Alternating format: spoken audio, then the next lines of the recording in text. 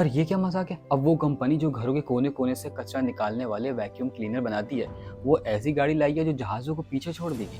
ये गाड़ी है या कोई उड़ता हुआ क्लीनर? हाँ जी, ऐसा ही है। टेक्नोलॉजी अब सिर्फ सोफे साफ करने से कहीं आगे निकल गई है। इस ड्रीमी कंपनी ने जो Nebula Next One Jet Edition बनाया है, इसके पीछे लगे डुअल रॉकेट बूस्टर महज दिखावा नहीं है।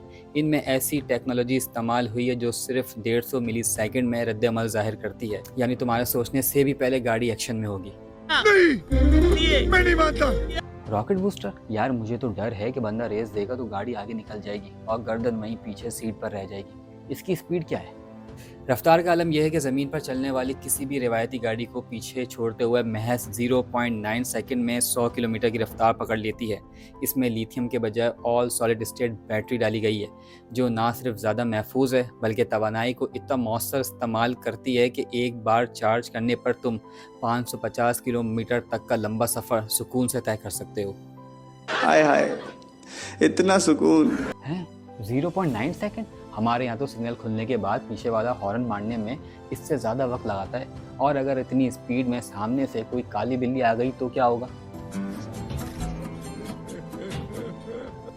इसीलिए तो कंपनी ने इसमें लिडार सिस्टम लगाया है जो किसी भी आम सेंसर से ज़्यादा ताकतवर है। ये 600 मीटर यानी आधा किलोमीटर से भी ज़्यादा दूर मौजूद चीज़ों को डिटेक्ट कर लेता है ताकि टकराव का सवाल ही पैदा ना हो। अगरचे कंपनी ने इसे फिलहाल सिर्फ एक कॉन्सेप्ट गाड़ी के तौर पर पेश किया है और इसे फरोख्त नहीं किया जाएगा, लेकिन उन्होंने दुनिया को ये दिखा दिया है कि अब घर की सफाई करने वाली कंपनी भी रॉकेट की रफ्तार वाला शाहकार बना सकती है। अरे हाँ भाई हाँ। चलो फिलहाल तो सुकून है क्योंकि कंपनी ने कहा है कि ये सिर्फ एक कॉन्सेप्ट है और अभी इसे बेचने का कोई इरादा नहीं है, वरना यहाँ लोगों ने कचरा भर देना था और कहना था भाई रॉकेट चलाओ ज़रा, दफ्तर जल्दी पहुँचना है। ओके। बिल्कुल वैसे भी वैक्यूम बनाने वाली कंपनी है, अगर गाड़ी ना चली तो कम से कम सड़क की सफाई तो कर ही देगी। ये भी ठीक है।